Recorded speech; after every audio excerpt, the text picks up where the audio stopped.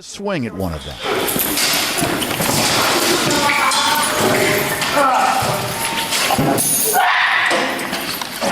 I can't breathe.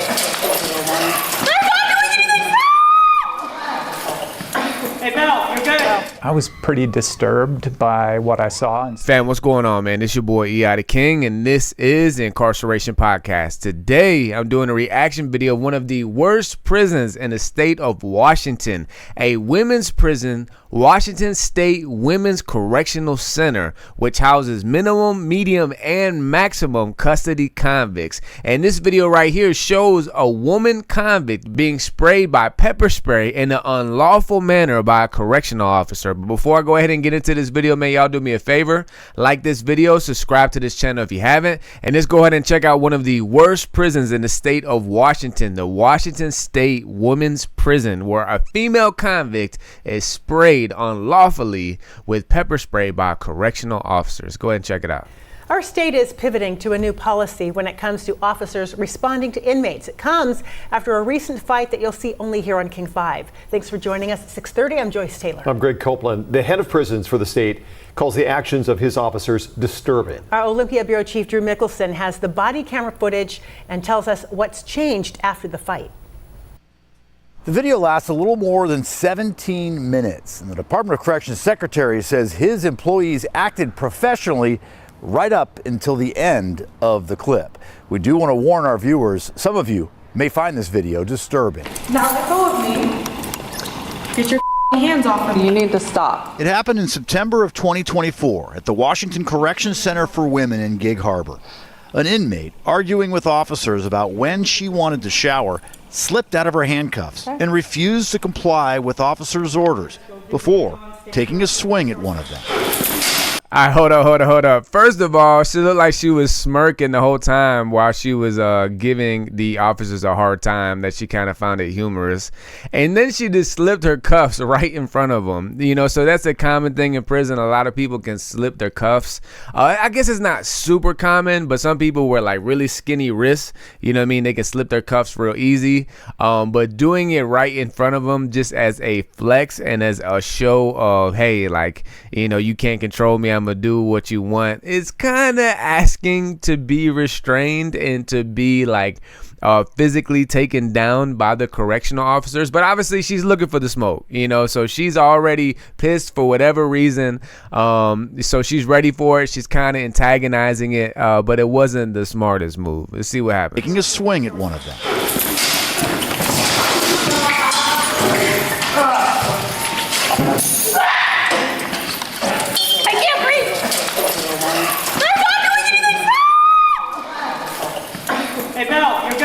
I was pretty disturbed by what I saw. And Dang. First of all, that swing was terrible. Obviously, I'm not condoning any violence at all, but that swing was absolutely horrendous. But then we see the correctional officer, bro, like it's common for, you know, correctional officers to spray, you know, OC or the pepper spray on a convict whenever there's a takedown and things like that. It happens all the time. But what's unlawful and what's not right is how he did it. He literally put the can point blank in her face and is dousing her face with the spray. Now, like, you're supposed to be like a couple feet back with the spray. You know, he's literally got the spray can of the OC or pepper spray point blank right at her eyes, and he's dousing her with it. You know, so that's what's unlawful. That is what is not right. And that is crazy. You know what I mean? But let me hear you guys' thoughts, man. Y'all's opinions. Do you feel like this is unlawful? Do you feel like the officer should lose his job? Or do you feel like because the way that this female convict was responding, her antagonizing by slipping the cuffs and then even swinging on the police officer, if, you know, this is kind of what she gets, you know what I mean? I still don't think it's not right. You know what I mean? Like, yeah, they could have sprayed her, but from the proper distance. But I'm curious to know your guys' opinion. So let me hear your thoughts in the comments.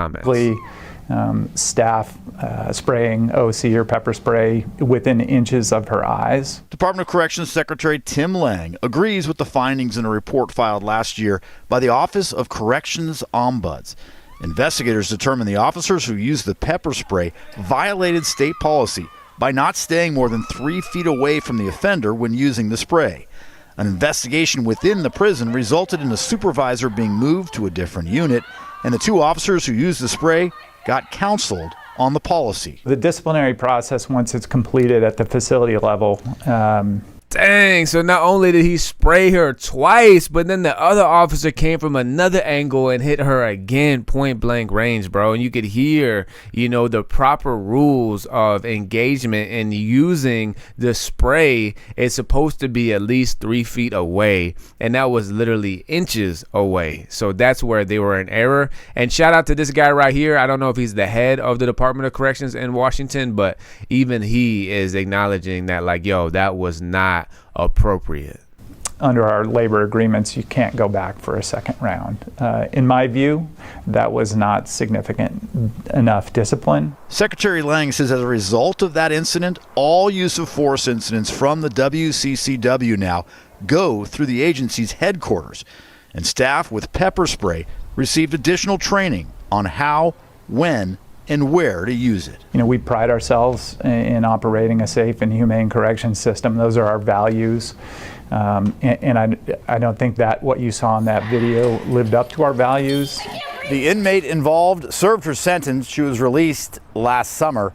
Her attorney said she had no comment on the incident. In Olympia, Drew Mickelson, King 5 News. Dang, so her attorney, so she might be filing a lawsuit against the state right now, and I hope she wins.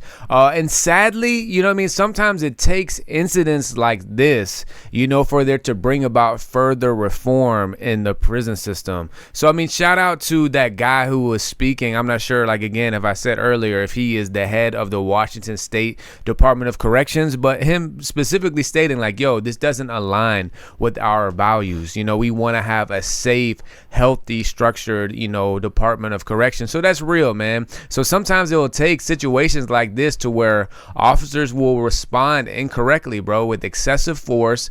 And then, from here on out, any use of force or any use of spray will be overviewed by the head central Department of Corrections of the state to make sure it was done appropriately and accordingly. So that's just good use of accountability. And of course, that actually puts the officers on their toes, and that's how it should be. And I think there's a reason why there are a lot of excessive forces and there is a lot of abuse from administration and from staff, is because a lot of times, these officers or the administration's not held accountable. There's not outside agencies. There's not even in-house policing and surveillancing of their day-to-day interaction with the incarcerated population, which makes them feel that they can get away with anything, whether it's violence, whether it's disrespect, whether it's verbal abuse, whatever it may be. So whenever they got eyes on them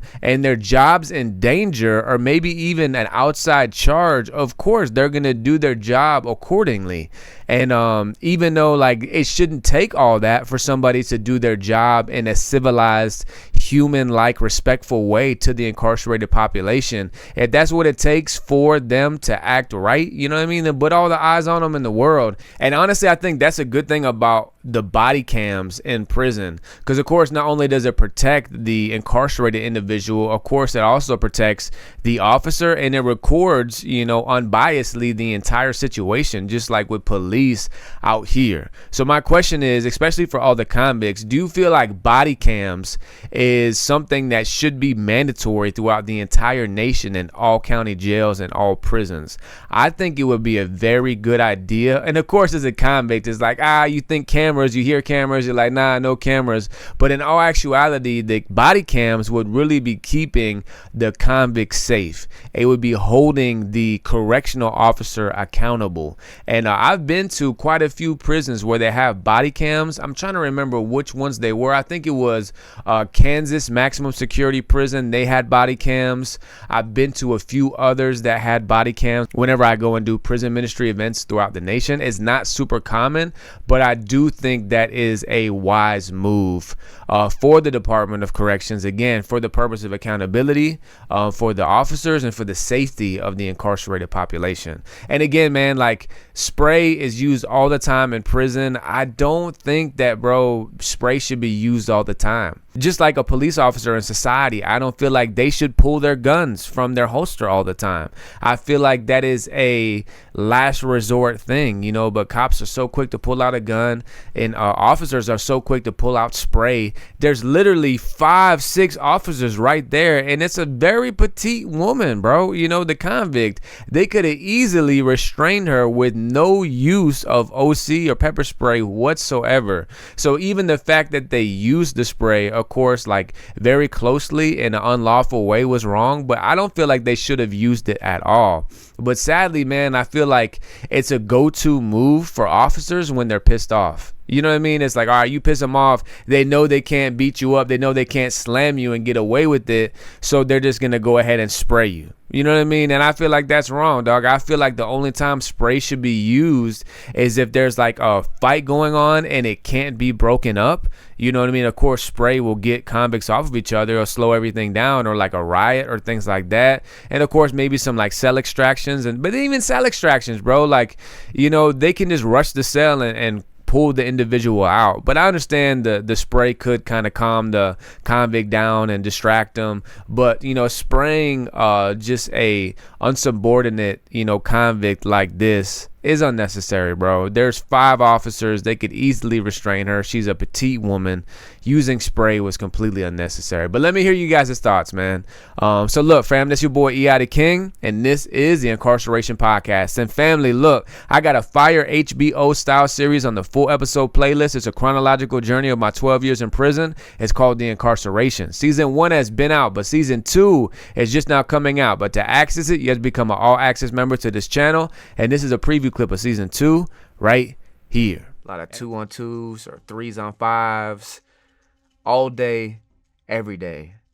No exaggeration. When the police see the fighting, majority of the time, they won't even break it up, won't even look, won't even lock down the dorm, just put a blind eye to it and keep on going. Non-stop chaos all day, every day. No exaggeration. Nothing but yelling, fighting, and occasionally stabbings. One thing I began to realize as well at JIT camp is that people had knives for sure, but they call them fence pokers. Little wire that people unravel off the fence posts, they sharpen it up on the floor, and it becomes a knife. But they're small and they're really skinny. So even though they go in and out real quick and real fast and, you know, will puncture people, it's not really deadly unless you hit somebody in the jugular or in the eye or something like that. Yeah. And also, if you didn't know, man, I am a rapper. My artist name is E.I. the King. You can find my music wherever you listen to your music at. Go to my artist YouTube channel, E.I. the King, to check out my music videos. Follow me on Instagram, E.I. the King. TikTok, E.I. the King, E.I. the King Official. For all you gamers out there, follow me on Twitch, E.I. the King Gaming. And family, look, I got a new YouTube channel, all crime things related. It's called Real Crime Stories Unlocked. There's about to be a link that pops up at the end of this video. Go ahead and click that link. It's going to take you to my new channel. Subscribe, follow, check out the content. Is fire. And family, look, we're on the journey to 100,000 subs. Right now we're at 50K. I appreciate all the day one viewers and day one subscribers. If you have not yet subscribed, please go ahead and do so. Y'all do me a favor, go ahead and like this video right now. Y'all go ahead and hype this video, bro, just so we can continue to see this video just go viral and that people can see the need for prison reform and the unnecessary use of OC and pepper spray, man. It doesn't need to be used, you know. And also to all the convicts watching, man, if you done time in a county jail, state prison, federal prison, you want to share your incarcerated experiences, man, go ahead and email me at eithekingbooking@gmail.com or DM me on Instagram at eitheking_. As I interview you, I'll post your interview up on this channel. If you got a YouTube channel, social media, whatever you want to promote, I allow you to promote it throughout your interview. And y'all stay tapped in for more fire content to continue to come your way. It's your boy E.I. the King, and I'm out. Peace.